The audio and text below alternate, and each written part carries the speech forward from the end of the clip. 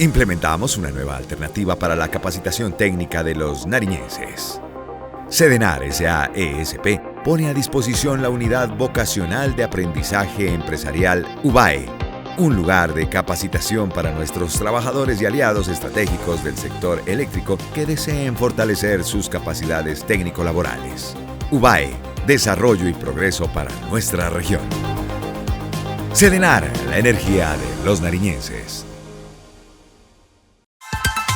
No esperes más. Si tu empresa está al día con sus aportes, inscribe a tus colaboradores afiliados de categorías A o B en nuestros cursos de capacitación sin costo. En Confamiliar de Nariño impulsamos juntos el desarrollo profesional de sus trabajadores afiliados. Más información al 314-530-5575. Vigilado Supersubsidio.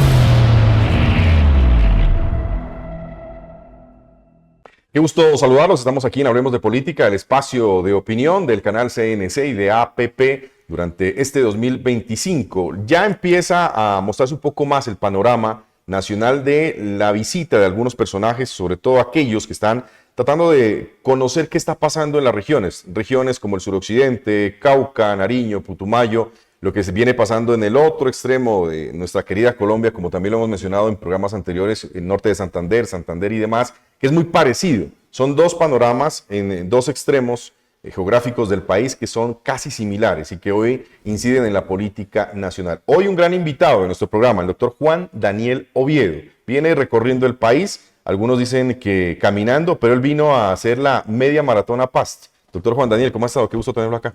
Pablo, un saludo muy especial, muy contento de estar aquí en este escenario político tan importante como el que tú manejas a través de ese canal. Estoy muy contento de estar aquí en Pasto.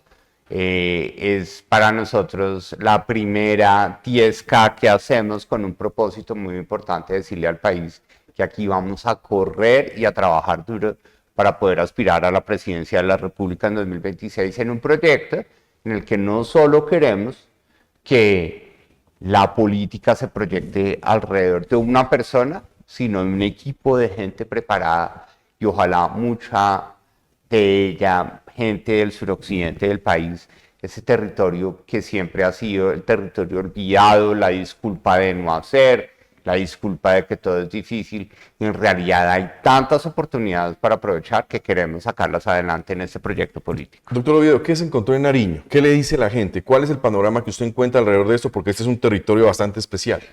Bueno, las conversaciones que tuvimos a lo largo de todo el día de ayer nos dieron un mensaje claro.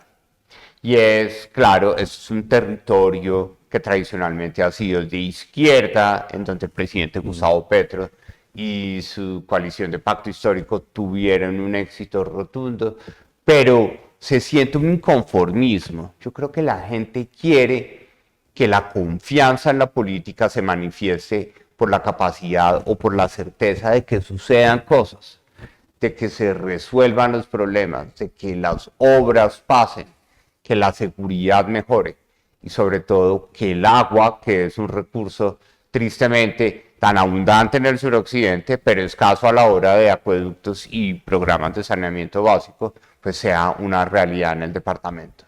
Algo que me gustó muchísimo en una reunión con un conjunto de líderes de todo el departamento ayer a finales de la tarde, es que me insinuaron que hay la oportunidad de cultivar un voto de opinión, donde la gente, claro, en el suroccidente ha sido muy disciplinada políticamente según sus afectos por la izquierda, por la derecha, por el Partido Liberal, por el Partido Conservador, pero en realidad hay gente que ya tiene una opinión clara, que está cansada de que las cosas no pasen, que tal vez van a votar esta vez por esa confianza que genera la certeza de que las cosas pueden suceder ya. Así sean pequeñas cosas, pero que sucedan para que podamos desarrollar el suroccidente de Colombia. Usted tuvo un gran impacto digamos, en el entorno nacional, en lo que pasó con la DIAN, y esto ha generado muchos reconocimientos, pero también muchas críticas. Ese punto le dio a usted la posibilidad de darse a conocer en muchas de las regiones, inclusive esta de Nariño. ¿Qué ha cambiado de ese Juan Daniel Oviedo de la DIAN al que vemos hoy en ese otro escenario? Bueno, pues yo creo que la oportunidad de estar en el DANE. En el DANE, perdón, le dije la DIAN. Tranquilo, todo el mundo lo confunde. Sí. Pero la oportunidad de estar en el DANE, en ese momento fue una oportunidad clara para poderle demostrar al país que el servicio público tiene que hacerse bien y tiene que hacerse con esfuerzo, con disciplina y con trabajo. Sí. Yo creo que eso la mayoría de las personas me lo reconocen en la calle. Sí. Ahorita saliendo de la media maratón, todo el mundo recordaba del DANE, de las estadísticas, de que me preguntaban por qué ya no me veían dando las estadísticas. Pero hoy, como un actor político, que lo soy, de un brinco de la parte técnica a la parte política, hoy le agradezco al DANE la oportunidad que me dio de conocer el país, incluso en su percepción política, en su capital social, en su confianza y en cómo el país valora la democracia. Entonces, creo yo que esa experiencia del DANE, sin querer queriendo, me está dando una oportunidad de demostrar que soy una persona capaz para poder hacer una propuesta política que contribuya a que Colombia se una alrededor de algo muy sencillo, que es el desarrollo, ir para adelante, ir para arriba y sacar adelante todos los problemas que tiene el país. Yo me metí con la DIAN porque estaba pensando en el tema económico del país y es por el otro lado. Esa situación de tener ese conocimiento a través del DANE, de lo que está pasando en todos los territorios, sobre todo los más aislados, ha cambiado mucho en la perspectiva de lo que hoy tenemos en el país, y se están equivocando las políticas públicas para implementar esa situación de desarrollo integral en muchos de los territorios que hoy le están solicitando al presidente de la República: hombre, venga, invierta y cumpla. Yo creo que o las están obviando. Me da pesar decirlo, pero del momento en el que yo dejé el DANE, que es el 7 de agosto de 2022, cuando entra el presidente Gustavo Petro, pues hemos visto unas dificultades para que la información llegue, los diagnósticos sean utilizados para resolver los problemas. Cuando vemos los indicadores de pobreza multidimensional de los departamentos del suroccidente de Colombia, vemos que no ha pasado nada alrededor del agua. ¿Sí? Un gobierno que dice que quiere que seamos una potencia mundial de vida, del agua. Entonces, no resolver de una vez por todas las deficiencias de saneamiento básico que tienen los municipios de Nariño, Mocoa, no conectar a Nariño con Mocoa con Nariño con Putumayo, con la vía Pasto-Mocoa. ¿Sí? La variante. Que es fundamental, nos lo decían los empresarios, nos lo decían los líderes, porque hay una complementariedad incluso turística entre Mocoa y Pasto, que se podría aprovechar muy bien para lograr que esos servicios turísticos puedan generar más empleo y más oportunidades a departamentos que tienen una vocación agropecuaria tristemente desperdiciada por la politiquería y por la violencia. Hoy pasamos nosotros una grave crisis durante los últimos días alrededor de ese cierre de la vía Panamericana. Nos cierran un día la Panamericana, son las pérdidas multimillonarias para Pasto, el departamento de Nariño, la zona de frontera. Hoy la única frontera activa que tiene el país con el resto del continente real es el puente internacional de Rumichaca, que pasa por el departamento de Nariño, une a Nariño con el Ecuador y a Colombia con el Ecuador.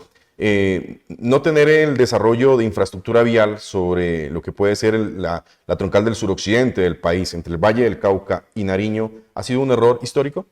Un error garrafal. Y yo creo que hay que reconocer que la vía Pasto-Rumichaca y ahora la posibilidad que tenemos de que Pasto y Ipiales estén a menos de 2 horas. Así es.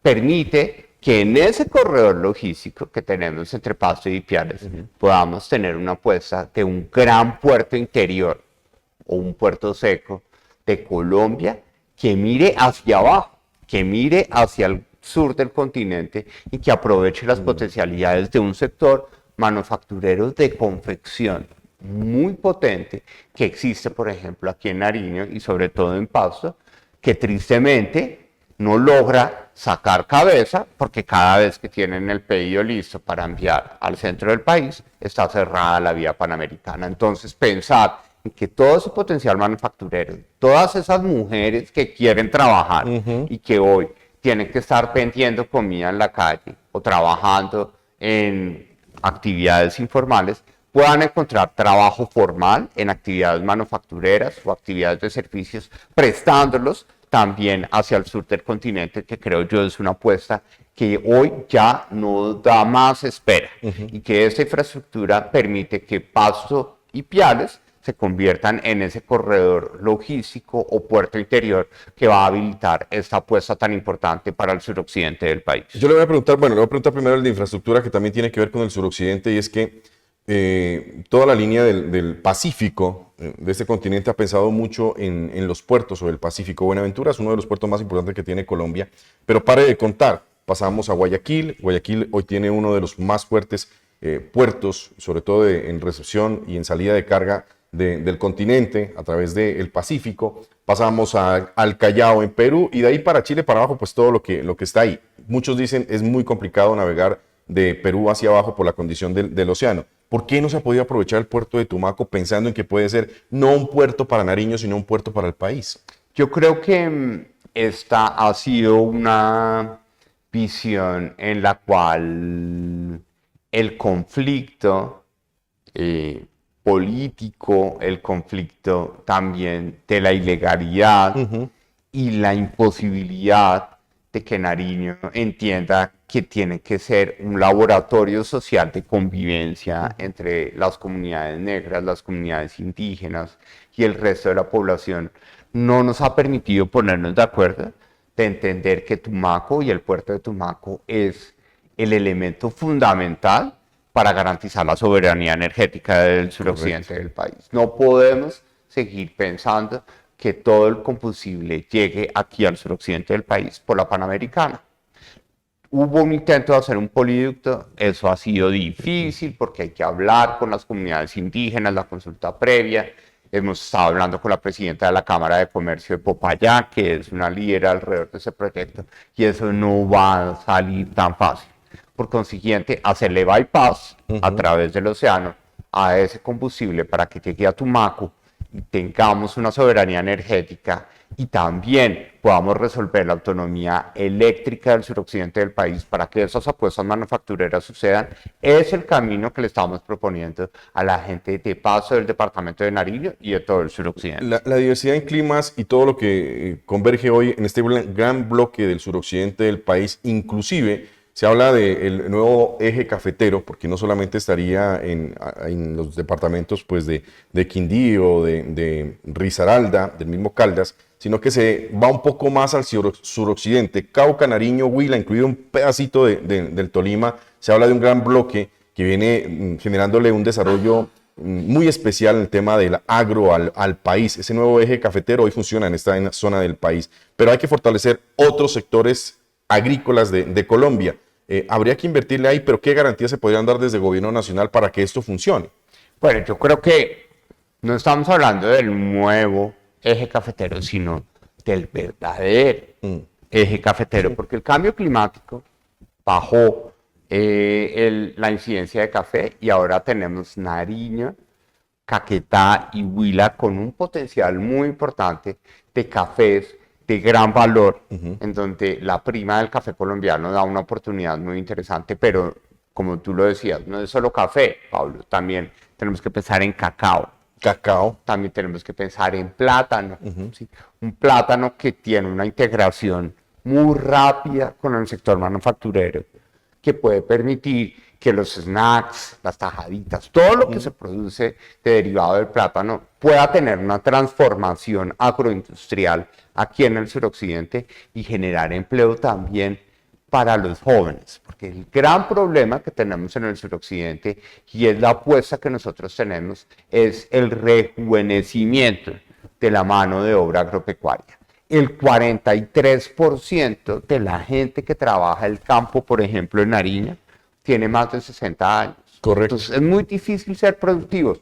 No estamos hablando de discriminación por edad, pero el trabajo del campo es un trabajo físico, duro y que requiere de la energía de la juventud. No, y la juventud está saliendo a las grandes capitales o a las grandes ciudades, primero a buscar capacitación, estudio, que es totalmente normal y están en su derecho, pero otra situación es que el conflicto los obliga a salir de ahí, se desplazan muchos alrededor de esto, lo que viene presentándose en departamentos como Nariño, Cauca, Putumayo, la presencia de narcotráfico, la minería ilegal, la presencia de todos los grupos o actores ilegales armados que hoy están afectando esta situación y obliga a esa juventud a salir. Nos estamos quedando sin campesinos para poder cultivar y la seguridad alimentaria. Y el problema, por ejemplo, en Tumaco, todos los jóvenes que deberían estar trabajando y formándose para poder tener vocación logística y trabajar en el puerto, el futuro puerto que queremos construir, o trabajar en actividades de pesca, está dedicado al mototaxismo. De acuerdo. Y entonces eso genera una dificultad muy importante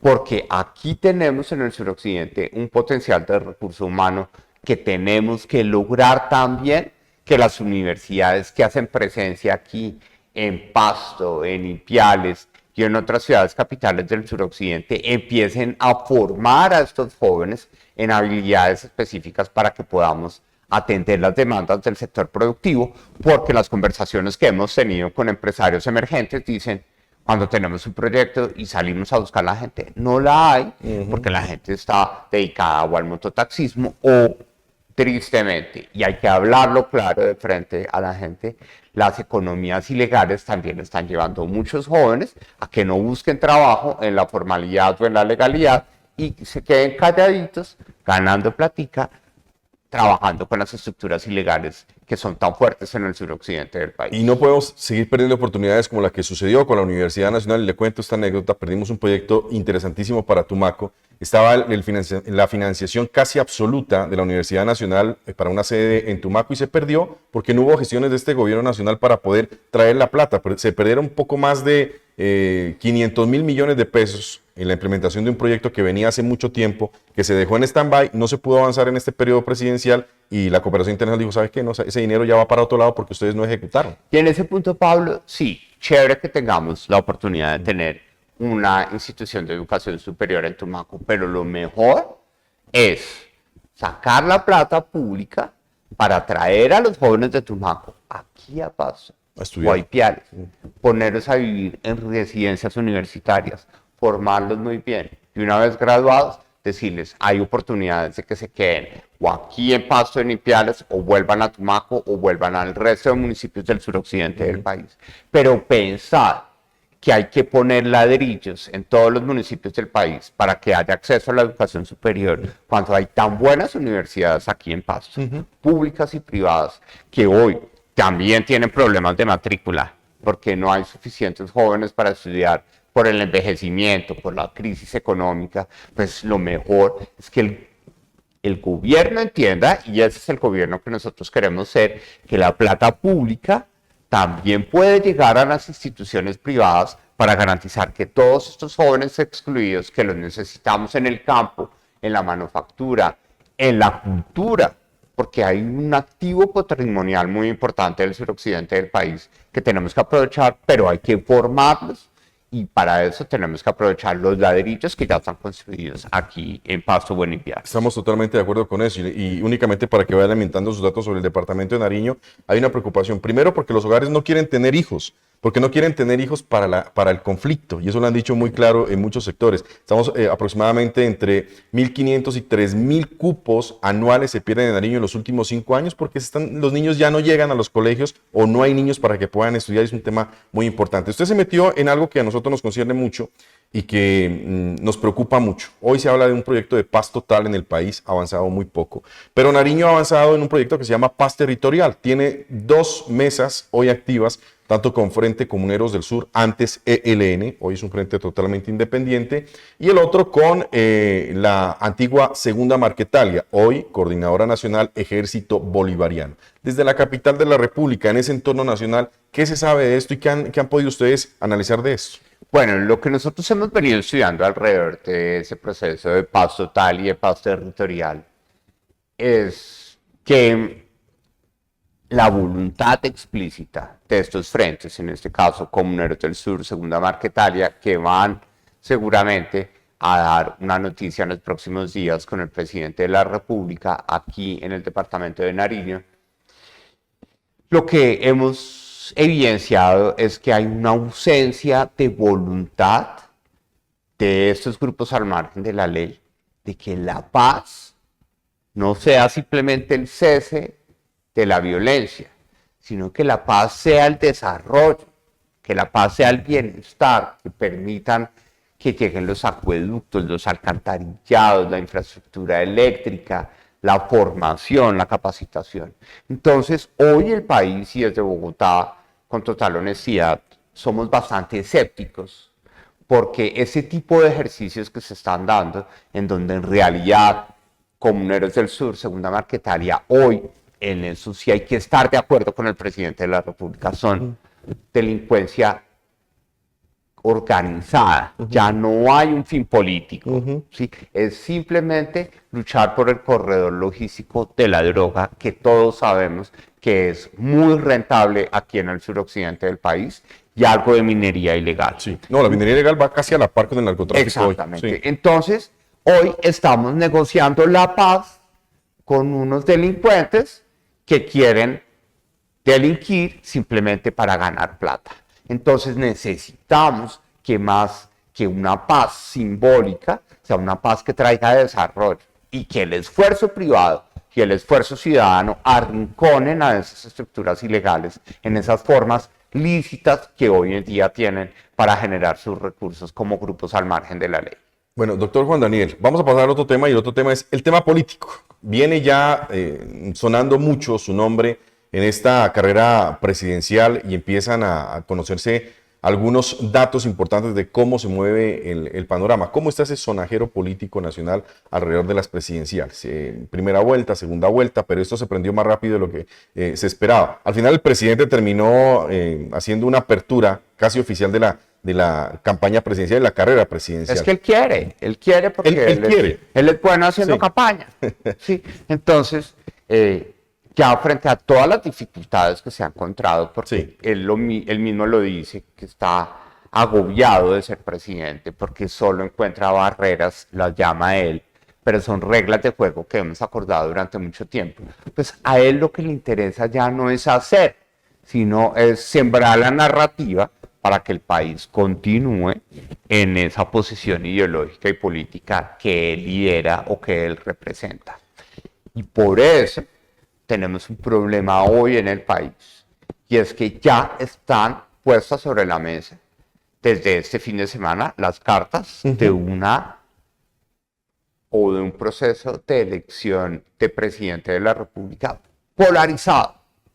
A él mismo, al presidente Petro, le conviene que simplemente haya voces del otro extremo en este discurso político. Al presidente Petro no le conviene el centro, por ejemplo. Nosotros representamos esa visión pragmática de la política, que no queremos estar aliados con extremos, sino nos queremos dedicar a hacer lo que hemos hablado en ese escenario. Entonces, va a ser un escenario difícil, por eso lo queremos hacer demostrando las ganas, el esfuerzo, corriendo, visitando todo el país el segundo semestre de este año 2025 y diciéndole a la gente que esto ya no es con miedo, que tal vez llegó el momento en Colombia de que podemos votar por la gente que nos cae bien, que nos gusta, que vemos que quiere trabajar, que tiene ganas y sobre todo que es capaz de escuchar, porque lo que sí está claro, no importa cuál sea la ideología política, y lo escuchamos también aquí en Nariño, es que este gobierno ha sido un gobierno sordo. Y la sordera en Colombia es supremamente costosa, porque somos un país tan distinto, con tantos acentos, llamémoslo así, que si uno no está parando oreja permanentemente, cómo es que se hablan todas las regiones del país, pues nunca va a entender cuáles son los problemas que hay que resolver en Colombia. ¿El problema del gobierno Petro sí es la derecha, no lo dejaron gobernar, o sencillamente no supo en dónde se subió el presidente? Yo creo que es la segunda alternativa que tú me das. Aquí hay una prueba muy clara de incapacidad. Una prueba muy clara de creer. Yo trato de ponerme en los zapatos del presidente Gustavo Petro, ¿sí? Y él seguramente dice, venga, que tengo que aguantarme todas estas reglas, ¿sí? Si yo lo que quiero es una visión distinta del país, yo lo que quiero es gobernar a mi manera. Pero tristemente, Colombia es una república que tiene una constitución de 1991, que es de las mejores que se ha podido escribir en los países de la región, con unas instituciones claras, con unas reglas de juego muy precisas y sobre todo con un sistema de pesos y contrapesos, en donde aquí no aguantamos mesías, aquí queremos presidentes que respeten al Congreso, que respeten a la justicia y sobre todo que escuchen como actitud de respeto a toda la ciudadanía. Ese discurso alrededor de cada una de las alocuciones, y muchos dicen desde varios sectores que hay un aprovechamiento de esos medios institucionales para entregar este mensaje que casi dicen es un mensaje más político que de gobierno frente a las necesidades que hoy están reclamando esos ciudadanos que usted menciona en todos los territorios, no solamente el departamento de Nariño. ¿Por dónde debió canalizarse? ¿Cree que debió tomar otro rumbo? Yo creo que sí, yo creo que todo el mundo esperaba. Yo, acá te lo voy a decir, Pablo, yo fui a la plazoleta del Rosario el 7 de agosto de 2022 porque me emocionó la actitud de que la posesión del presidente de la República fuera una posesión abierta. Que todo el mundo la viera. ¿Sí? Sí. Yo quería ver lo que sentía la gente y en la plazoleta del Rosario, ante la pantalla gigante, la gente se emocionaba, lloraba el discurso. Lo que debió hacer el presidente Petro es gobernar desde la calle, ¿sí? No desde el micrófono propio del culto al yo y de su cabeza, sino en la calle, con la gente que le canta la tabla, porque muchas veces, y por acá abajo en el Chocó y en el departamento de Nariño, en los talleres que él hace, la gente le canta la tabla, le dice, pare bolas, dése cuenta que usted no ha hecho nada acá, haga cosas. Entonces el presidente, tal vez, para hacer valer su ideología progresista, debió haber sido más coherente y gobernar desde la calle. Oiga, gobernar desde la calle, lo que mencionan, pero hoy, o por lo menos en los últimos días, la calle salió a apoyar al presidente. Y con ese tema de esta consulta popular, se está generando nuevamente una situación alrededor de lo que puede ser esa campaña política. ¿No les preocupa eso? Yo creo que la calle salió porque se declaró un día cívico, porque se le dio instrucciones a los funcionarios públicos de participar. Yo creo que aquí no hubo una expresión auténtica de ese proceso que él quiere convocar de la consulta popular. Yo creo que aquí lo que hay también es una cantidad de gente que dice, bueno, pues si alguien me iba a mejorar el sueldo, que muchos no tienen o que muchos no ganan en la formalidad, y le quieren dañar el camino al presidente, entonces salgamos a acompañarlo. Pero yo creo que más que este tipo de ejercicios, yo creo que el presidente Gustavo Petro siempre ha tenido la oportunidad de escuchar diferentes voces para construir una propuesta, una reforma laboral que necesitamos, pero que es la reforma que resuelve el tema de que no hay empleo en el campo porque la gente, los empresarios no lo pueden pagar de forma formal y la gente ya no quiere trabajar de forma informal. Entonces yo creo que siempre la Constitución del 91 le ha dado al presidente Gustavo Petro herramientas para hacer su tarea de hacer valer su ideología progresista, porque fue la que ganó y la que él representa, pero hacerla valer con obras, con resultados y con soluciones, y tristemente eso no ha pasado y ya no va a pasar.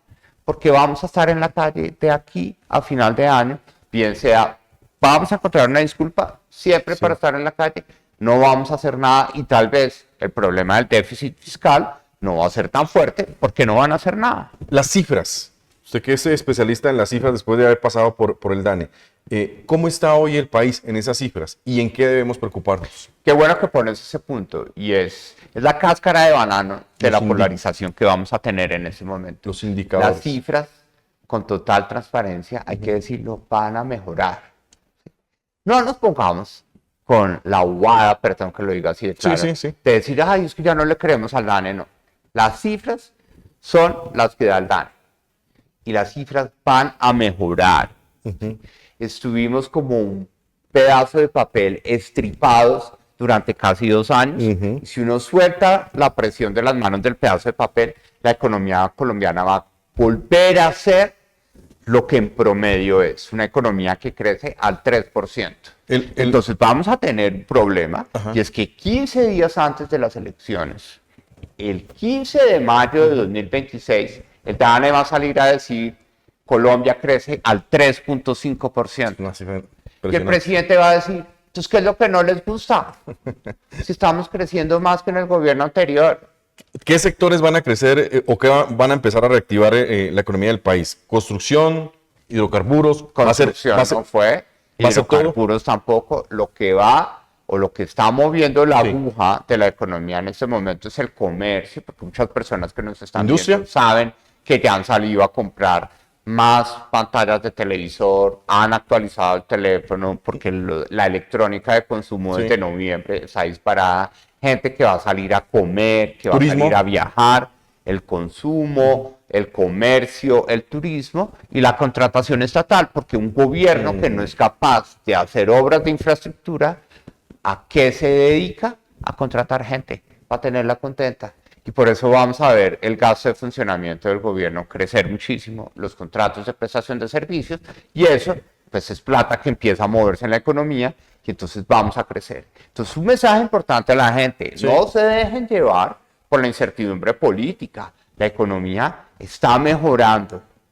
Mi posición con total transparencia es que no es por una política del gobierno, es a pesar de las políticas del gobierno, es por lo que somos, es por la infraestructura o el esqueleto que nosotros tenemos. Nos espicharon durante 2 años, pues simplemente nos quitan las presiones de tasa de interés y la inflación baja, pues entonces empezamos a movernos mejor. Pero si no se le va a pasar lo que usted nos está diciendo, esto se va a aprovechar políticamente para, o digamos, o en desarrollo de las elecciones 2026. Y ahí es donde se necesita construir una narrativa distinta, ¿sí? Porque que yo salga a decir, ay, no, es que ese crecimiento no es tan bueno porque es de la burocracia.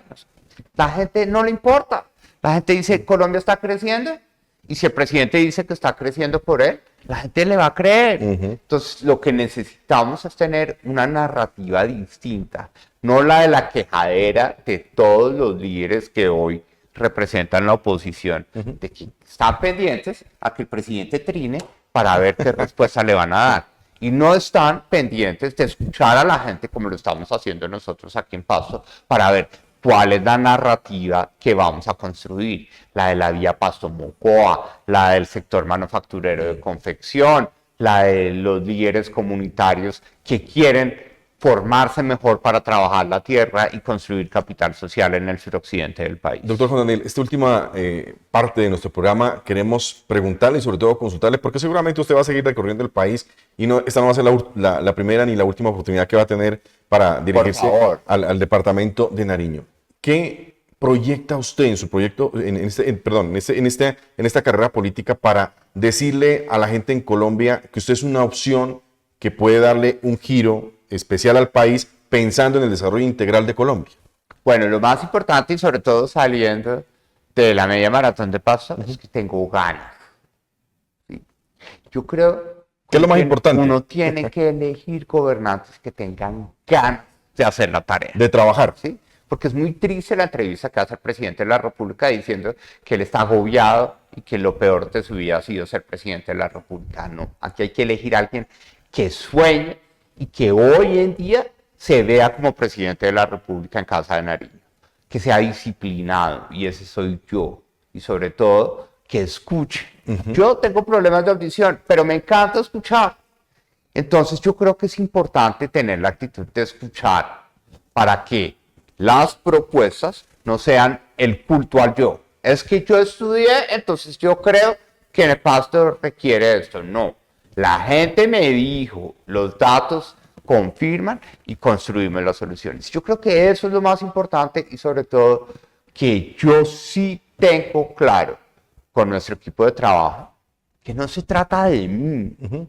¿Sí? Esto que ven ustedes en este momento es un conjunto de ideas de muchas personas, que ojalá sean las de las personas que nos están viendo en este momento, porque de eso se trata la democracia, de que las personas que llegan a gobernar llegan a representar y a hacer un relleno de todas las expresiones que existen en ese país, indígenas, negras, pobres, campesinas, de mujeres, de personas con orientación sexual diversa, de migrantes venezolanos que están en ese país. Necesitamos que la gente entienda que elegimos gobernantes que nos representan y por consiguiente no podemos elegir gobernantes que solo hablan de yo y yo y yo y yo y yo y yo soy el Aureliano y yo soy el no sé qué y soy el no sé qué. No, somos Colombia. Somos un país diverso y podemos sacar adelante ese país. ¿Cómo va a manejar usted esa relación con alcaldes del país y gobernadores del país si llega a ser presidente? Mi sueño, y lo tenemos así previsto, es que la posesión de Juan Daniel Oviedo como presidente de la República tenga delante de él a los 1.103 alcaldes que tiene este país de los municipios que legalmente existen, a los 32 gobernadores y gobernadoras y decirles: este periodo 2026-2030 no es mi periodo, es el de todos nosotros. Y necesitamos trabajar articuladamente, porque esas peleitas, ¿sí? La peleita de Galán con Petro en Bogotá, ¿sí? La peleita de Fico con Petro en Medellín. Claro, todos felices porque ganan clics. Cada vez que sacan un video, todo el mundo, ay, sí, nos defendió, Galán nos defendió. Pero en medio de todo, ¿qué va a pasar en Bogotá? Muy pocas cosas. ¿Qué va a pasar con el metro? ¿Qué va a pasar? Tantas cosas que tienen que hay que reconocer es que este es un país en el que todavía la articulación de la nación con los territorios tiene que ser el arma vital para poder derrotar las problemáticas y las brechas que tanto nos separan en nuestro país. ¿Y qué va a pasar con nuestros vecinos? ¿Qué va a pasar con? Sí, claro, con nuestros vecinos, las relaciones que tenemos con nuestros vecinos que hoy no están tan activas y pareciese que esto también está afectando la economía del país. Bueno, desde nuestra perspectiva nos queda claro que en Venezuela no hay democracia y por consiguiente se acabó nuestra relación diplomática. Eso no significa que vayamos a volver a condenar al Departamento del Norte de Santander a las dificultades. Tenemos que tener visiones pragmáticas, entender que todavía Norte de Santander depende muchísimo del comercio bilateral con Venezuela. Entonces, las relaciones económicas pueden existir, sobre todo porque hay muchas oportunidades para los empresarios colombianos de Norte de Santander de que exporten productos a Venezuela, de que vayan a ayudar a Venezuela a reconstruir su infraestructura. Pero lo más importante es que a Norte de Santander tiene que volver a llegar la industria para no depender simplemente del comercio fronterizo.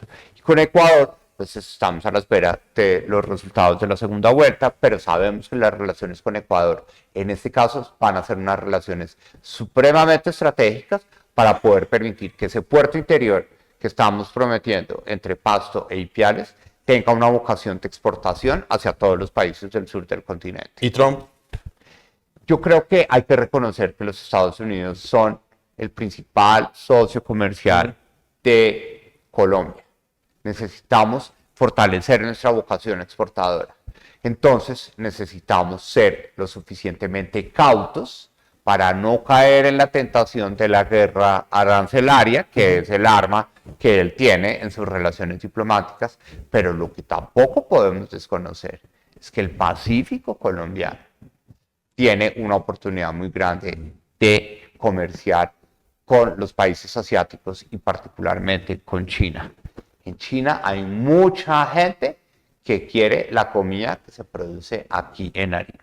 Entonces necesitamos que eso pueda ser una realidad sin peleas, sin discusiones ideológicas. ¿Usted no se va a desgastar con eso? Y hacer valer en Estados Unidos y en Washington, hacer valer que Colombia necesita pensar también hacia el Pacífico y pensar claramente en una relación comercial de su sector agroalimentario con China, que es el principal demandante de bienes agroalimentarios en este momento a nivel global. Y en esta última, ¿qué va a pasar con el Congreso de la República? Va a venir un nuevo Congreso, seguramente no hay renovación en la dimensión que se pensaría, bueno, seguramente algo sí, pero no en la manera que se podría esperar.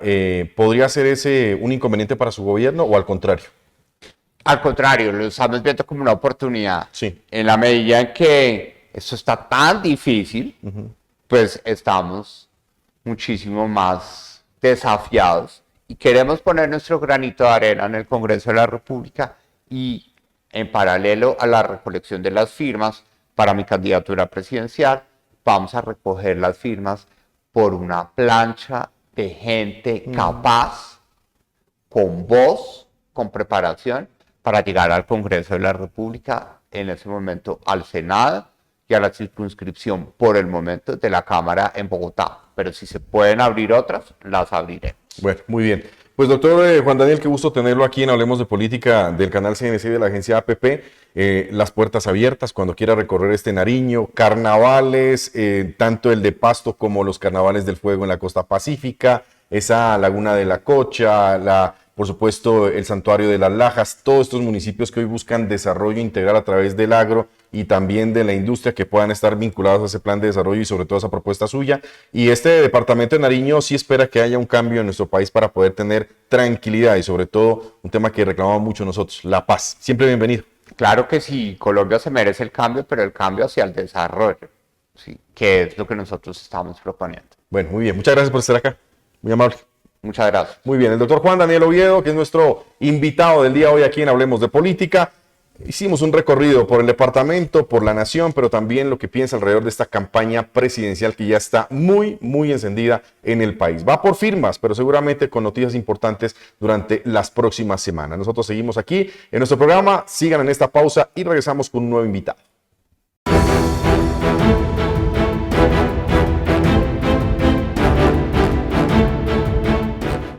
Implementamos una nueva alternativa para la capacitación técnica de los nariñenses. Sedenar S.A.E.S.P. pone a disposición la Unidad Vocacional de Aprendizaje Empresarial UBAE, un lugar de capacitación para nuestros trabajadores y aliados estratégicos del sector eléctrico que deseen fortalecer sus capacidades técnico-laborales. UBAE, desarrollo y progreso para nuestra región. Sedenar, la energía de los nariñenses.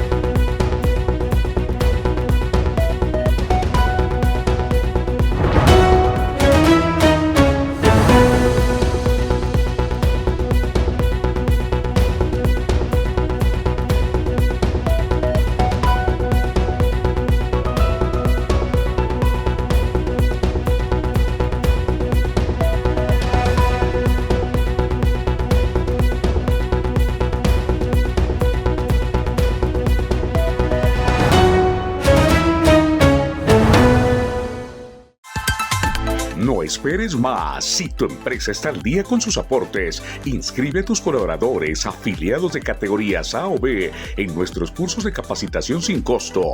En Confamiliar de Nariño impulsamos juntos el desarrollo profesional de sus trabajadores afiliados. Más información al 314-530-5575. Vigilado Supersubsidio.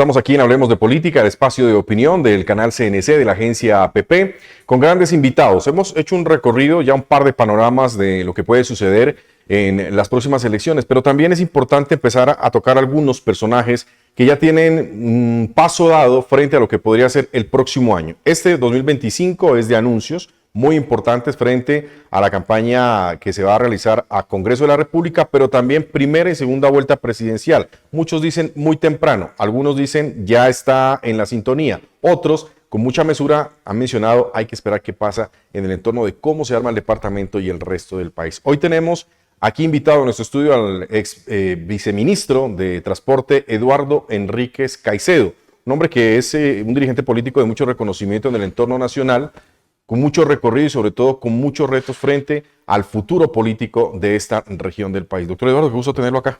Muchas gracias, Pablo. Un saludo muy especial a todos los televidentes. Qué bueno que podamos compartir este espacio y hablar sobre nuestro departamento y sobre el país. Le quiero preguntar, antes de meternos de plano en un análisis político de esta región del país, su balance de lo que fue su paso por el viceministerio, con todas las situaciones que le tocó afrontar, las crisis en el país, no solamente la de Nariño, porque tuvo que atender otras más mesas de concertación con transportadores, muchos proyectos positivos para el país, pero en ese balance, ¿cuál sería su resultado frente a la gestión que se hizo? Bueno, lo acompañamos al presidente durante 2 años y medio. Él se posesiona el 7 de agosto, yo me posesioné el 18, 11 días después de esa posesión. Y un reto enorme en lo personal, en lo profesional y obviamente siempre teniendo a Nariño como primer orden dentro de las tareas que nosotros hicimos en el ministerio. Dentro de ese ejercicio, creo que lastimosamente 4 cambios de ministros fue complejo para una gestión. Fue la cartera o es la cartera donde más cambios ha habido por parte del señor presidente, que todos han sido pues respetados bajo una directriz de él, pero que nosotros siempre dentro de ese corazón y dentro de ese impulso que le hemos puesto a cada uno de nuestros días de trabajo, los resultados fueron positivos. ¿Usted se dedicó a trabajar? Sí, digamos 100%. Dentro del ejercicio, aparte de la confianza del presidente y de los ministros, habíamos hecho como un balance hace pocos días de qué es lo que habíamos logrado. Y en esto, Pablo, es importante también que la gente conozca que dentro del ministerio, los 2 viceministerios, uno el de transporte, que fue el que yo asumí, y otro el de infraestructura, que son todas esas obras enormes de infraestructura, de inversión pues, que está haciendo el gobierno nacional, pues tienen también sus funciones dentro de cada una. Sin embargo, pese a estar en transporte, logramos nosotros incidir o insistir en que esas deudas o esos compromisos por parte del presidente y este gobierno tienen que ser una realidad.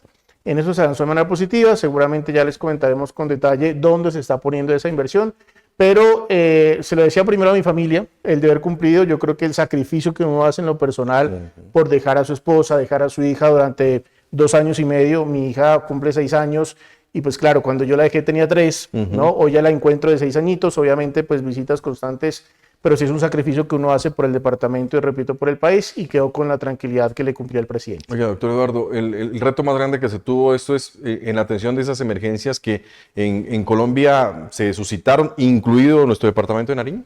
De acuerdo, nosotros, recuerdan ustedes lo que pasó en Rosas hace 2 años, hoy lo que está pasando también en el sector de El Cano y los kilómetros siguientes a este punto de dificultades en el departamento de Nariño, y no solamente Nariño, ¿no? Cuando vemos todo el país, lo que pasó en el Chocó también, en la vía entre Chocó y Antioquia, una situación supremamente compleja. De igual manera, otros departamentos que, por ejemplo, el norte de Santander, en Ocaña, también fue golpeado por estas olas invernales o estas situaciones del clima que a veces complican todas las actividades por parte del transporte y la infraestructura, pero siento que se llevó este trabajo a unos resultados importantes.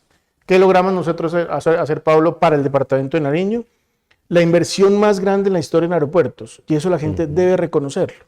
Para el aeropuerto de Ipiales, 154.000 millones de pesos. Queremos que el aeropuerto de Ipiales tenga toda la cobertura, que empecemos a hablar de rutas fronterizas con el Ecuador, que empecemos a hablar de cómo impulsamos el turismo para que este ejercicio salga bien. ¿Ese aeropuerto puede ser, de verdad sí puede ser? Estamos en la tarea. ¿Fronterizo? Que de hecho, sí, que de hecho en algún momento existía la ruta entre Colombia y Ecuador. Se va a reactivar esas rutas para que nuevamente pensemos en que sea normal o que sea recurrente un vuelo desde Ipiales a Quito, desde Ipiales a Guayaquil y otros destinos. Y que nosotros también hemos hecho una inversión muy importante en el aeropuerto de Tumaco de 110.000 millones. Ahí estamos hablando de 260.000 más la construcción de 2 aeródromos, que es donde el presidente quiere conectar otras zonas que sobre todo están en el Pacífico, como lo es Magui y Santa Bárbara de Iscuandé. Entonces, vamos bien en ese sector, digamos, transporte aéreo, la tarea cumplida. O sea, eso es lo que más se avanzó. Eso es lo que más se avanzó. Acá. Sí, Acá. con Nariño, con los recursos ya puestos en marcha. Otras obras a nivel nacional supremamente importantes, como el aeropuerto del Café en Caldas, que eso es una obra también por parte del señor presidente de la República, una inversión que más o menos estará alrededor de los 2 billones de pesos, que pues es una conexión también de Colombia importante, pero nos enfocamos en el tema de Nariño en materia aeroportuaria, hablando de esa inversión que se está haciendo en los diferentes Oiga, doctor Eduardo, aeropuertos. Usted habla de estos aeropuertos, pero la gente se pregunta, ¿cuándo arranca? O sea, ¿cuándo vamos a empezar a ver las obras? Por ejemplo, incluido, me meto yo en esa lista, decidimos pasar del aeropuerto de Chachagüí al de Ipiales porque la conexión nunca falla, el 99% de esa operación es permanente, no hay inconvenientes con el tema del clima y demás, pero entonces, ¿cuándo lo intervienen? Porque es una terminal muy incómoda. Ya se adjudicó la inversión, es una adjudicación que debe arrancar entre los meses de abril y mayo. Una inversión, repito, que es la más importante quizás en materia aeroportuaria y que nosotros lo que queremos es que pensemos en que los 2 aeropuertos son salida por parte de los nariñenses hacia el centro del país o hacia otros destinos. Aquí lo clave, Pablo, es que nosotros no solamente pensemos en la inversión del aeropuerto, sino que yo veo con una posibilidad enorme que pensemos en esa doble calzada Pasto-Catambuco. Hoy tengo que decirlo a los nariñenses que están a la expectativa de que esto se dé. Yo veo con todas las posibilidades del mundo que una gestión que ha hecho el alcalde, una gestión del gobernador y dentro de lo que ha sido posible y está en mis manos, sea una realidad esa doble calzada Pasto-Catambuco. O sea, lo que falta de los recursos, hay 130.000, lo que estarían en este caso, digamos, a la espera de confirmarse los más de 150.000 y arrancan. Arranca, nosotros estamos esperando estudios y diseños, que eso va para el mes de octubre, noviembre, tenerlos listos, que para lo que buscamos el 2026 es que nosotros hagamos Pasto-Catambuco y que ya esa conexión con el aeropuerto de Ipiales pues nos vaya también acortando tiempos, ¿no? Porque sea como sea, si vemos hoy la diferencia entre un aeropuerto y el otro, es más o menos de una media hora, pero con esta doble calzada estoy seguro que va a ser una salida importante para los nariñenses. ¿Pero qué va a pasar con Rosal de San Juan y Ipiales? Que es el punto clave. Son 14 kilómetros. Sí, nosotros, y yo lo tengo, pues, digamos, dentro del ejercicio, toda la honestidad y la transparencia posible en este tipo de afirmaciones.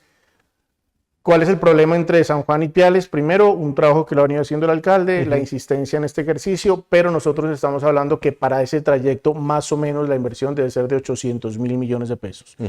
Es una plata que es hoy con la realidad del país, pues el presidente deberá priorizar, pero recuerden ustedes que hoy no se ha puesto en marcha el peaje del Contadero. Sí, de acuerdo. Ya hay una realidad que yo la tengo que comentar que me parece la más triste para un departamento como el nuestro. Cuando se hacen las concesiones en el país, Paulo, hay digamos, un ítem dentro de la estructuración del proyecto donde se hace una proyección de los vehículos que pasan por ese peaje. A la concesión, al concesionario, se le dice, mire, más o menos pensamos que los vehículos que van a pasar por ese peaje puede ser este número de vehículos y a raíz de ese número de vehículos, estos van a ser los ingresos para la concesión. Ya. Y resulta que como no hay peaje, pues entonces no hay ese cobro.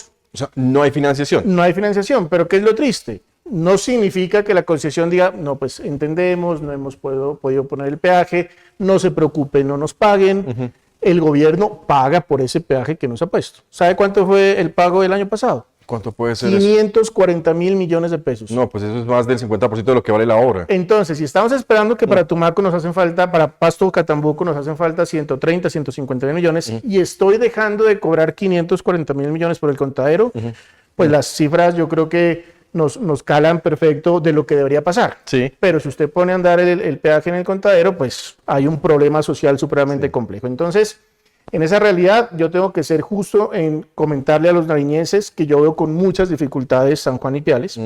Veo con muy buenos ojos Pasto Catambuco por la dimensión de lo que hoy existe ya sobre la mesa y que esperemos también en esa priorización o prioridad que está haciendo el presidente, pues en nuestra tan anhelada Timbío y el Estanquillo podamos verlo también en estos próximos meses como una realidad. ¿Usted confía que en estos próximos días que llega el presidente de la República al departamento de Nariño venga con esa confirmación? ¿Tiene Pues, de pronto alguna pistica por ahí? No tengo la pistica, esperemos que así sea. Yo les puedo hablar de unos techos de vigencias futuras que hoy tiene el gobierno nacional. Sí. Hay unos techos que más o menos oscilan entre los 450 billones de pesos que le están diciendo al presidente, de ahí no nos podemos pasar, Ya. ¿no? Porque sería irresponsable que las vigencias futuras empecemos pues a comprometer a los siguientes gobiernos más allá de este presupuesto. 450 y está ya ahí en esos 450. ¿Está ahí? Está. Pero solamente 450 para todo el país. Ya, ok. Salud, educación, infraestructura, deportes, todos los ministerios. Solamente transporte está pidiendo más de 500 billones. Solamente transporte. Entonces, por eso el presidente debe priorizar en el ejercicio que él tiene que hacer con Planeación y con Hacienda, que es lo que se va a dejar comprometido por los próximos años de las necesidades hoy de todo el país. Haciendo equilibrio de lo que ha mencionado alrededor de este tema, porque 500 billones es una cifra muy grande para el país. Además, sería irresponsable dedicarse a un solo sector, que no tampoco se puede hacer, constitucionalmente no se puede hacer. Pero yo le pregunto, ¿habría una posibilidad por lo menos que dé un inicio a esas obras para que digan sí se va a conectar el suroccidente, hoy teniendo en cuenta que es la única frontera activa que tiene Colombia? Real. La instrucción del presidente ha sido supremamente clara. Él quiere que se haga Timbio el Estanquillo. Él ha insistido que la conexión con Ecuador y con Colombia debe arrancar con todo el corredor desde Ecuador, desde Rumichaca hacia Bogotá, y que nosotros en eso entendemos pues que con esa intención o voluntad del presidente tenemos que ya poner las cifras sobre la mesa, Ya. ¿no? Porque en esta dinámica con la visita del presidente lo que se pretende hacer, que es una tarea que ha hecho el gobernador, firmar un pacto por Nariño. Ese pacto creo que está por encima de los 3 billones de pesos. Sí, 3.5. Y hay unas obras de infraestructura ahí, pero estamos hablando que Timbio el Estanquillo es más de 8 billones de pesos. Sí. Esa plata no está en el pacto porque ya sobredimensiona lo que hoy existe en el país. Solamente le pongo este ejemplo a los televidentes. La obra más costosa hoy en Colombia es Bogotá-Villavicencio. Sí. Pero tengamos en cuenta que es un corredor ¿Qué vale 4 o 6 billones? 6 billones, 6 billones de pesos. Pero que tiene un flujo vehicular enorme. Estamos hablando de la capital de Colombia.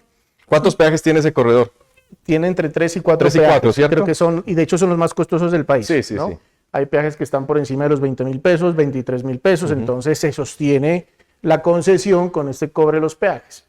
Y en Timbio del Estanquillo cuesta más de 8 billones de pesos. La proyección es poner 3 peajes, pero ponga los 3 peajes, ¿no? Es un Entonces, tema social difícil. hablamos ya sobre una realidad donde lo que ha hecho el gobierno y los estructuradores es que están buscando que la mayor cantidad de recursos no sean por concesión, sino por recursos propios para limitar esa puesta en marcha de los peajes, que eso va a ser un problema más adelante. ¿Y la alianza público-privada por qué no ha funcionado y por qué no llama la atención? ¿Precisamente por eso? Sí, ¿Por yo la digo- compensación de, digamos, el retorno de los recursos al privado? Está supremamente demostrado que el flujo vehicular no es lo que espera una concesión. Entonces, de entrada, si le dicen, venga, los ingresos no van a ser como espera, ya la gente pues tiene su resistencia. Ajá. La zona geográfica, mire lo que está pasando, ¿no? Hoy en el departamento, Sí. una zona geográfica supremamente compleja para intervenir. Y por último, unas comunidades indígenas en la zona que son difíciles de dialogar. Pero lograron hacer en primera instancia lo que es Timbío, el Estanquillo ya, las consultas previas que son satisfactorias, pero va nuevamente la reflexión. Si hoy tenemos cerrado Cano Bajo ahí en Chachagüí, cerrada la vía panamericana y se envía todo el tráfico vehicular a través de la vía nacional entre Pasto, La Unión, en este caso Higuerones, Mojarras, y uno dice, colapsó la vía.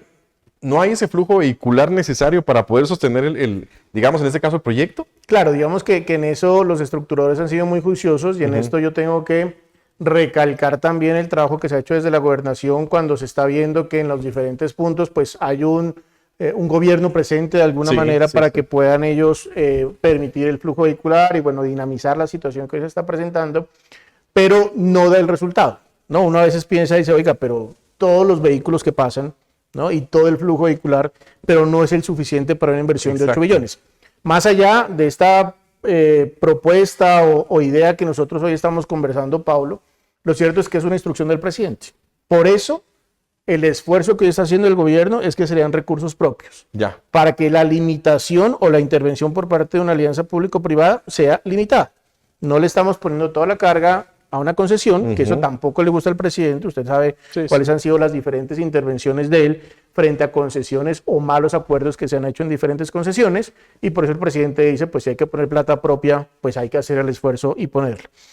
Eso lo sabe el presidente, eso lo saben los ministros, lo sabe Colombia. En las últimas alocuciones del Consejo de Ministros, el presidente ha insistido en Pasto Popayán y el presidente no se ha movido de esa línea. Ahorita la gente o el equipo de manera juiciosa está revisando cómo dentro de la estructuración vuelven un proyecto rentable para el país. Doctor Eduardo, le hago la consulta también porque es otro tema que nos llena a nosotros de mucha expectativa y sobre todo de muchas, digamos, interrogantes, y es, no se pudo modificar este contrato para la intervención de la variante de San Francisco Mocoa, que para los nariñenses, para la gente del Putumayo, inclusive para el mismo Cauca, podría ser la gente que viene de Ecuador, podría ser un alivio en la conexión con el resto del país. ¿No está más cercana a esa? Nosotros, de hecho, el mensaje siempre, y se lo decía a la ministra, a la nueva ministra, con la última con la que tuve la oportunidad de trabajar. Con la doctora Rojas. Con la doctora María Fernanda Rojas. Sí. Yo le hacía el comentario, ministra, mira, esto es lo que está pasando en el corredor Panamericana, esto es lo que está pasando en el corredor San Francisco-Mocoa, y nosotros vemos como nariñenses que San Francisco-Mocoa es mucho más viable, las obras van bien, los resultados se están viendo, la gente está tranquila en el sentido que ven una obra andando, y que dentro de esa dinámica nosotros lo que hemos insistido es busquemos ese 1.5 billones de pesos que hace falta para terminar la obra, la variante San Francisco-Mocoa. Lastimosamente, yo digo en esto, obviamente pensando en la dinámica de los gobiernos, hoy tuvimos una nueva elección en el Putumayo, llega un gobernador que lo veo con toda la disposición, con todas las ganas también para que articuladamente se piense en salir de esta situación y esperemos que le vaya bien, ¿no? Porque a veces en estos gobiernos, Pablo, lo que uno lamenta como ciudadano es que estos procesos de revocatoria, estos procesos de nuevas elecciones, pues trauman los procesos, trauman el avance de los problemas hoy, en este caso el departamento del Putumayo, y por eso ojalá que con este paso de los meses podamos ya revisar con la gobernación cuál es la salida definitiva. La salida es unos recursos adicionales que el presidente tiene que definir en próximos meses cómo se puede pensar en terminar esta obra. ¿Qué avance tiene esa obra? Nosotros estamos, cuando digo nosotros a veces se me olvida que ya no estoy como viceministro, pero que usted todavía tengo sintonizado, conectado el tema del ministerio, pero digamos que el gobierno nacional lo que está haciendo es que con los dos frentes de obra, San Francisco-Mocoa y Mocoa-San Francisco, las obras van bien, pero lo cierto es que cuando se habla de la insistencia, que traigan a valor presente o que traigan las vigencias futuras para este tiempo que estamos viviendo, es que claro, la dinámica no funciona, ¿no? Porque le pongo este ejemplo, creo que más o menos 2024 fueron 60.000 millones, 2025 entre 60 y 80.000. Lo que está haciendo el gobierno es, mira, aquí está la plata del año. Las obras, los ingenieros de manera muy ágil ejecutan los recursos y en octubre dicen, oiga, se nos acabó la plata. Entonces le están diciendo, bueno, esperemos al próximo año. Se tiene que esperar trimestre. Enero, febrero, marzo, seguramente ahorita ya se están conectando, entonces son 5 meses perdidos. Y claro, dicen, los ingenieros están listos, pero no paremos la obra, traigan esa plata a valor presente o al presente de alguna manera y podamos nosotros invertir eso lo más pronto posible. ¿Cuánto le falta en recursos totales para terminar esa obra? La inversión que se está haciendo ahí es de 1.3 billones, hace falta 1.5. 1.5. Ah, sí. 1.5 le faltaría. 1.5 le faltan a esa obra que más o menos estaría por los 3 billones de pesos la variante San Francisco. O sea que todavía está lejos eso. Bueno, vamos a ver qué pasa con esto. Y le hago esta última consulta sobre el tema de infraestructura, porque también hay que preguntárselo. Al final, ¿qué pasó con eso de Tumaco? ¿Trabajaron con la Agencia Nacional de Infraestructura? ¿Se va a poder avanzar con Tumaco como un puerto real del Pacífico? ¿Tiene proyecciones desde el gobierno nacional? Pues nosotros, y parte también de la realidad que se vivió en Rosas hace un par de años, cuando se vio lo de Rosas, se logró destinar 13.000 millones de pesos para el acceso de los 3 puentes, entre uno de ellos el Pindo, pues que está en intervención, al igual que el del Morro. El del Morro también, y hay un tercero que también está en intervención porque lo que se quiere es mejorar las condiciones de acceso. Eso por una parte. Por la otra parte, 30.000 millones de pesos para el dragado del puerto de Tumaco. Eso está todavía en actividad, pues para que se pueda adjudicar, entiendo yo, en próximas semanas o en próximos meses, que nos permita a nosotros también volverlo más llamativo al puerto de Tumaco. En eso lo que hizo el gobierno fue, pues, una de las concesiones que existían sobre el puerto, hoy la tiene la comunidad de una asociación de pesqueros en el puerto de Tumaco. Esa es una tarea que se está haciendo desde la gobernación en conjunto con Invías para ya darle un poco más de fuerza a esta realidad. Pero lo cierto es que Tumaco tiene hoy una realidad que su competencia es Buenaventura.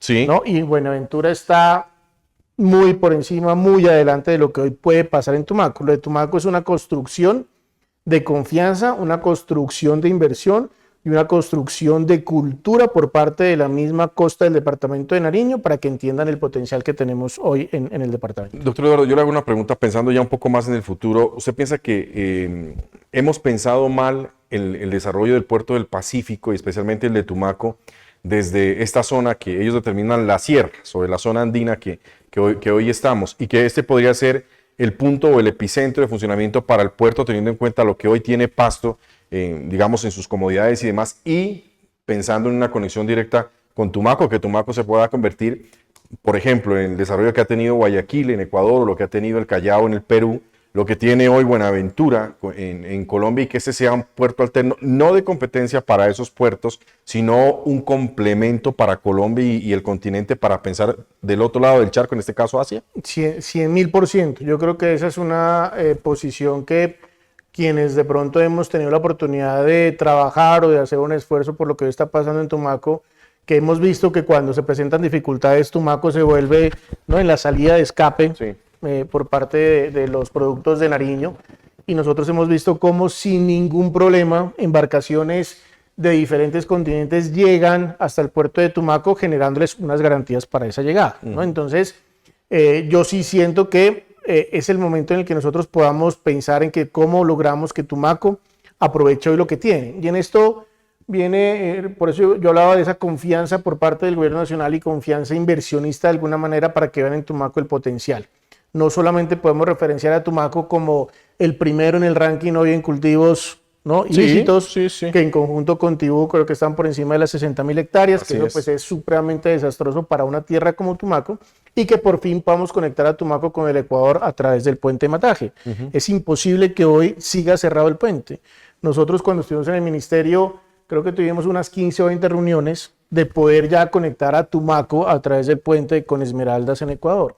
Esa es una tarea pendiente que no se puede pensar que se haga una inversión supremamente importante en esta zona del país, en esta zona del departamento, y dejemos eso como una simple foto de una inversión que quedó a medias. Entonces, esperemos que con la tarea del gobernador, que repito, pues tiene especial interés en conectar a Tumaco con lo que hoy se merece el departamento de Tumaco. Recuerde usted que con mi padre hicimos que Tumaco sea hoy un distrito especial del país. Eso le da unas ventajas competitivas también para que pueda dar precisamente esa pelea con otros puertos en el país, y que esperemos haya esa confianza por parte del gobierno y de quienes hoy le apuestan a este municipio. Bueno, muy bien, doctor, yo quiero darle la vuelta a la página porque usted se va de gobierno y dentro del mapa político usted tiene una especial atención dentro de la ciudadanía del departamento de Nariño. ¿Qué va a pasar con su futuro? Que nos lo diga usted mismo. Pues, Paulo, en esta dinámica, yo lo que le comentaba a mi familia, primero eran unos días de descanso, que esos días de descanso al final se vuelven cortos porque yo salgo el 4 de marzo, hoy ya es 22, o sea, yo creo que ya con 15 días, un poco más, ya descanso suficiente. Ya está listo. Y nos ponemos en la tarea de presentarle una carta a los nariñenses y a los colombianos para aspirar al Senado de la República. ¿Tomada la decisión? Sí, estas no son decisiones fáciles, sí, estas no son decisiones donde consideramos que podemos pasar de un espacio a otro y que se dan las garantías para hacerlo. Es un año de trabajo constante. Quienes me conocen saben que desde mis 23 años, hoy tengo 42, ya me estaba quitando 10, 19 años dedicados al sector público. Con usted nos conocimos cuando yo era secretario de gobierno del municipio de Pasto. He tenido la oportunidad de trabajar en el gobierno del presidente Uribe, en el gobierno del presidente Santos, en el gobierno del presidente Duque y hoy en el gobierno del presidente Petro. Entonces yo no me guío por una condición diferente a la de servir a mi tierra, servir a los nariñenses, que donde Dios me ponga, ahí voy a estar, y siempre he sido muy agradecido con Dios porque donde me ha puesto he podido ayudar a mi gente. Oiga, cargar con esa herencia política, la de su padre, uno de los máximos representantes políticos del departamento de Nariño, ¿es complicado? ¿O es una ventaja? Yo siento, primero en lo personal, para mí es un respaldo que espiritualmente doy con la ausencia de mi padre, yo siento todos los días. Y créame, Pablo, yo se lo digo con toda la emoción como hijo del senador Eduardo Enríquez Maya, y es que en todas las visitas que yo hice en Bogotá, golpeando las puertas como viceministro de Transporte, en todas me decían, ¿usted es hijo del senador? Yo sí, yo soy el hijo. No, el senador, nuestro amigo, el legislador, el trabajo que hizo por Colombia, y eso a uno como hijo le enorgullece, y eso a mí como hijo me honra, aparte de sentirlo cerca, de poder decirle a mi padre que seguimos con la tarea que él nos dejó, ¿no? Que nosotros lo que hemos hecho es conformar un grupo político que hoy cruza fronteras, un grupo político que hoy se merece esos espacios para poder representar a los nariñenses, y que para mí siempre será un orgullo representarlo a mi padre hoy frente a su ausencia, pero sobre todo con ese amor infinito que como hijo yo tengo y respeto por él. Entonces, la tarea se vuelve fácil en el sentido de tener ese norte de lo que siempre hizo mi padre, que afortunadamente yo siento que él estuvo 7 periodos en el Congreso. Sí. Mi madre un periodo que por esas circunstancias de su ausencia pues tuvimos que replantear muchas cosas, y que hoy con el retiro de ella pues nosotros consideramos que queremos presentar esta carta a los nariñenses y a los colombianos para llegar al Congreso de la República. Y en esto yo quiero hacer un paréntesis porque me parece importante, Pablo, comentar. Yo hace 4 o 5 meses renuncié al Partido Conservador, sí, donde siempre fue nuestra casa política, y la gente nos dijo, oiga, pero ¿cómo van a renunciar al partido? No hubiera renunciado. Le digo, mire, yo conservador sigo siendo. O sea, yo no sienta que por pertenecer o no a un partido uno cambie de convicciones. Pero yo tuve una situación que me alejó del partido cuando, por apoyar una reforma pensional que es necesaria para Colombia, que lo hicimos en el Congreso de la República, sancionan a mi madre dejándola sin voz y sin voto en el Congreso de la República. Eso para mí es una ofensa al grupo político nuestro hoy en Colombia y es una ofensa a los nariñenses. No es posible que porque defendamos una reforma que es necesaria para el país, en una reforma pensional que queremos es garantizar que los viejos, que los adultos mayores tengan las condiciones en su vida, en su calidad de vida, entonces nos sancionen a nosotros como partido. Esa fue una decisión que para mí parte de ese hecho, de esa realidad. Que fue dura. Que fue difícil porque al final creo que no es justo también con quienes creemos en unos proyectos del señor presidente y que Nariño cree hoy en día en lo que está pasando en Colombia y cree también en lo que está pasando en Nariño. O sea, el proyecto Eduardo Enríquez Caicedo es ese, no importa el color, pero yo le quiero preguntar de eso. ¿De pronto no pensaban ustedes también dentro del proyecto político y lógicamente respetando mucho el trabajo que realizó su madre en este caso que viene realizando en la Cámara, que usted de pronto puede haber llegado antes al Congreso de la República, que puede haber sido una voz del departamento de Nariño que hoy estuviesen necesitando los nariñenses? Imagínense esta historia que es personal y familiar. Cuando yo salgo de la alcaldía de Pasto, que se podía pensar en un proyecto para aspirar a la alcaldía, cuando salgo como secretario de gobierno, que en esa época sonaba mi nombre para pensar en que sea una carta para la alcaldía, en una charla con mi padre me dijo, oiga, usted tiene la posibilidad de irse un tiempo del país, acepte ese cargo y vuelva y aspire. Cuando se fue de cónsul. Cuando estuve como cónsul en Boston. Entonces, llegamos a la conclusión, mi hija había acabado de nacer, y dijimos, venga, demos como un alto en el camino, aprovechemos esta oportunidad de también estar en un espacio de la diplomacia en Colombia, que ese también era como un tema pendiente que yo tenía en mi vida laboral. Salgo yo para Estados Unidos, regreso, y yo le dije a mi padre, bueno, padre, ahora sí. Tomemos la decisión. Ya tomé la decisión. Ya fui allá, ya me formé, ya estoy listo, ahora sí llegó mi momento, porque yo sentía a veces que es como estar en esa banca de los suplentes, ¿no? Y esperar que el técnico lo llame ya para salir y ponerse en la tarea. Ya estaba hecho, ya había hecho el calentamiento. Ya 19 años calentando y decía, ya padre, pues ya llegó mi momento. Y lastimosamente el COVID se lo lleva a mi papá. Sí, así fue. Entonces, yo recuerdo que estábamos en el restaurante La Merced en el 2º piso, ¿no? Y yo le decía, oye, padre, dime si tú vas a aspirar o no, porque yo tengo que renunciar. Yo era director de la Agencia de Desarrollo Rural en esa época. Yo tengo que renunciar para no inhabilitarme. Y mi papá en marzo me dijo, mi hijo, renuncie. Usted no sabe cómo es la vida, es mejor que renuncie y no se inhabilite. Yo le dije, no, padre, no me voy a renunciar, yo estoy contento aquí en el cargo, me gusta, estoy sirviendo a la gente. Y eso fue en marzo y en abril fallece por COVID. Yo no renuncié, me inhabilité. Con el dolor, claro, con el dolor de la muerte de mi padre, porque para nosotros ese es y seguirá siendo el dolor más fuerte que hemos tenido en nuestra familia, en nuestro grupo de amigos. Entonces, por esta circunstancia, yo siempre he dicho, Dios lo pone a uno donde tiene que estar. Así es. Se da la oportunidad de ser viceministro, que también para mí es un logro enorme, de un sector en infraestructura y transporte donde yo no había tenido la oportunidad de formarme en ese sector, y hoy se da esta oportunidad de pensar en el Congreso de la República para seguir defendiendo y haciendo respetar esas iniciativas y necesidades que hoy tiene el departamento. Entonces, ese es el proyecto, Pablo. Esperemos pues que todo vaya de la mano, repito, donde Dios nos ponga para servir, ahí vamos a estar. Un paréntesis de un minuto y lo regreso un poquito. ¿Nunca pensó, presidencia, que usted pueda ser el ministro? Lo pensamos en un par de veces, ¿no? Pero yo tengo un problema, es que yo soy súper, no sé si existe la palabra agüerista, yo creo mucho en los agüeros. Como los argentinos para los partidos. No, sí, entonces... Las cábalas. Las cábalas, yo soy súper cabalista y cuando yo llego al ministerio, ¿no? Que cuando uno llega al ministerio mi oficina era la última del último piso y yo dije, oiga, yo voy a manejar todo con el día a día. Esperemos, ¿no? Porque el gobierno del presidente pues seguramente tiene un plan de acción con el sector, no vayamos más allá del día a día. Se pasaron 3 meses, se pasaron 6 meses, se pasó 1 año, se pasó 2 años, hasta los 2 años y medio que la acompañé, pero cuando sale el primer ministro, que fue el ministro Reyes, ¿no? Que estaba haciendo bien la tarea, dije, bueno, pues yo hasta aquí llegué, seguramente llega otro ministro y va a llegar con su equipo. Y llegó el ministro William Camargo. Entonces, cuando llega el ministro William Camargo, él estuvo un poquito más de 1 año, sí. El ministro Reyes 8 meses, ministro William 1 año y 1 mes, y el ministro William venía como presidente del ANI, Sí, hizo el paso a ser ministro. Y el ministro me dijo, no, sigamos Eduardo, contigo vamos bien, listo ministro, estamos listos. Sale el ministro, llega la ministra María Constanza, que era la viceministra de Infraestructura por 5 meses y sale nuevamente. Y en ese momento yo digo, no, es que como que es de mal agüero llegar allá, porque al que llega lo sacan.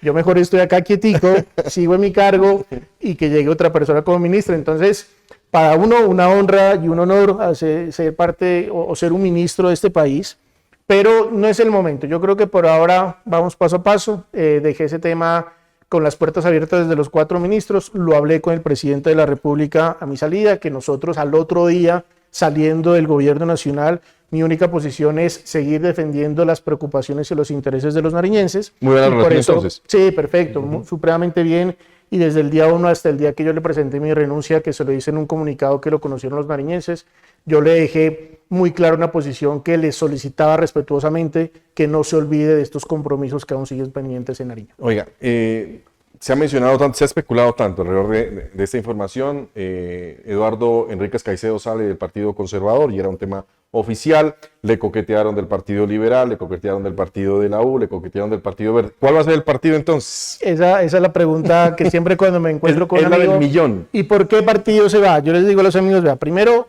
la confirmación es que vamos a aspirar al Senado. Tenemos unos grupos de amigos en el departamento, en el país. Todos están muy motivados para hacer el ejercicio.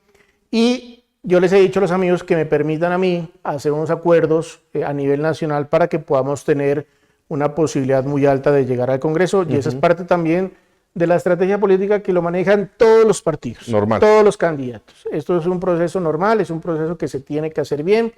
Yo les he dicho, respetando las dinámicas de los otros partidos, por quien yo no veo que hay una convicción, ¿no? Porque aquí también es parte de las convicciones, aparte de una estrategia, pues existen unas convicciones en la forma de pensar, donde yo no estaría, ¿no? Entonces yo les he dicho, no estaríamos por Centro Democrático, no estaríamos por Cambio Radical, no por otra cosa, sino porque se perdería un poco la coherencia de lo que hoy queremos hacer. Mi posición es aspirar por un partido de centro que nos permita independencia en la toma de decisiones. Entonces, ahí se abre un espacio, con el Partido Verde hemos venido conversando, con el Partido de la U, con el Partido Neoliberalismo, para que veamos cuál va a ser esa proyección en el largo plazo de estos partidos que hoy marcan una tendencia del centro en el país. Si ya se tomó el tiempo de las vacaciones, los 15 días que menciona usted, ¿cuándo arranca a recorrer el departamento y el país? Pues tenemos, esta semana vamos a Cali. Tenemos ahí un grupo de amigos muy importantes que queremos consolidar. El viernes paso para Montería. Allá tenemos también en Córdoba una estructura que la empecemos o que la seguimos fortaleciendo. Y después vamos a estar en el departamento del Cesar con otros amigos que se quieren sumar a la campaña. La idea es que vamos a recorrer el país. Yo he dejado unas puertas abiertas también con el sector transportador. Quiero revisar dentro de ese sector cómo nosotros les tocamos el pulso a este sector para saber cómo también se unen a una campaña que hoy estamos conformando y que yo espero la campaña se pueda tener como una divulgación en su mensaje entre unos 10 y 12 departamentos, que sería supremamente clave que en este sector o en estas zonas del país pues llevemos este mensaje de contundencia que queremos llegar al Senado de la República. Oiga, doctor Eduardo, lo queremos pedir con únicamente una solicitud frente a la opinión. Se ha conocido en los últimos días una encuesta que empieza a mostrar los perfiles presidenciales, bueno, ya más o menos están definidos.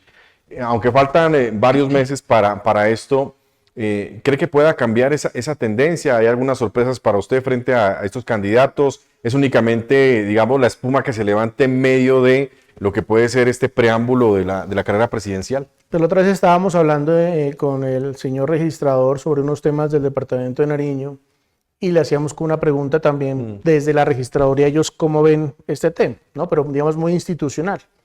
Dentro de la institución decía, mire, lo cierto es que hoy hay 57 precandidatos a la presidencia. Muchísimos. Eso pues es una locura, ¿no? Porque al final se sabe que a segunda vuelta pasan 2 y que esos son los que ya llegan a polarizar de alguna manera la opinión. Entonces, hoy todavía está muy temprano para hacer, ¿no? una afirmación. Lo cierto es que se ven ya unas tendencias donde diferentes encuestadoras como el Centro Nacional de Consultoría, que es una digamos, como una consulta o una fuente confiable dentro del ejercicio que ellos han venido mostrando, pues marcan unas pautas, ¿no? Entonces hay un candidato de derecha, un candidato de izquierda y un candidato de centro, que esos son los 3 panoramas que hoy tenemos.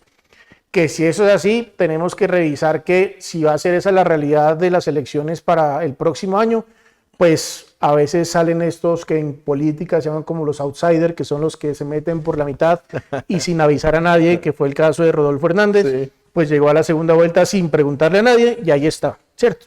Entonces hay que esperar, Pablo, yo en esto quiero ser muy prudente, lo cierto es que Nariño es importante para unas elecciones de este tipo, Nariño siempre ha marcado una pauta de una tendencia hacia los gobiernos de izquierda y hay que revisar y que de eso lo dice la encuesta.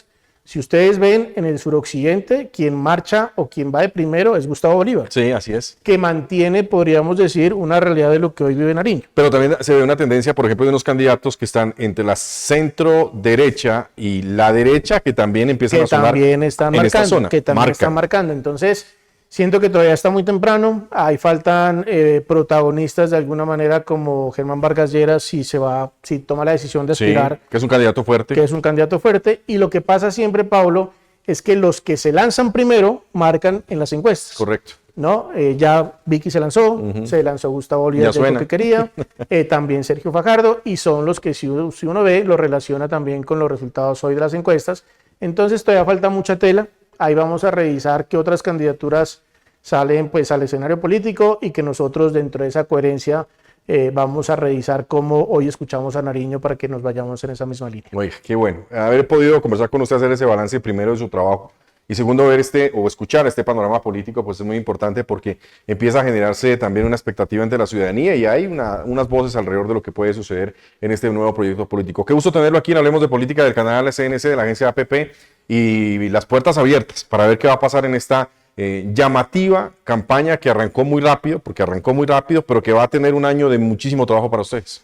Muchas gracias, Pablo. Nosotros muy contentos de estar acá. También un saludo a todos los municipios que logran ver mediante estos canales este importante programa y esperemos también una nueva invitación y que con el paso de los meses vayamos socializando esta propuesta que hoy queremos presentarla a los nariñenses. Pues ahí en la lista del debate va a estar ahí, así que no se preocupe que lo vamos a invitar. Doctor Eduardo, muchas gracias por tenerlo aquí, al doctor Eduardo Enríquez Caicedo, ex viceministro de Transporte, uno de los invitados especiales, uno de los personajes políticos que mueve este panorama en esta región del país y que va a estar invitado, por supuesto, en futuras emisiones de Hablemos de Política, temporada 14. Aquí seguimos nosotros con más información y, por supuesto, con más invitados en nuestro espacio a través de la agencia APP.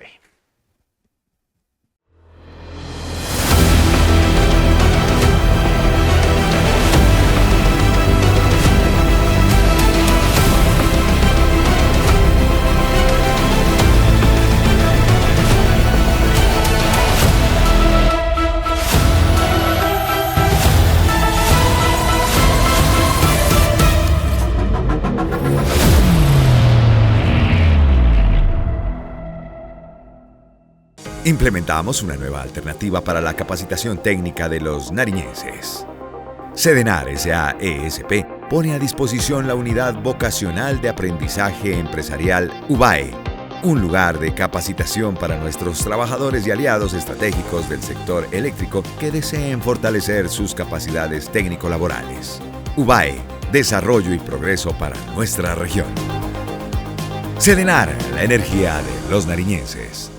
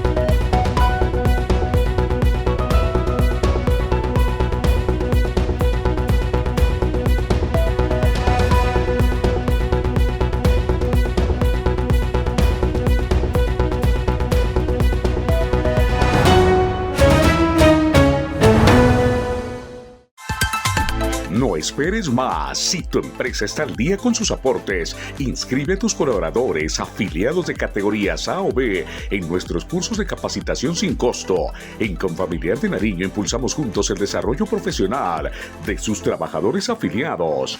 Más información al 314-530-5575. Vigilado a Supersubsidio.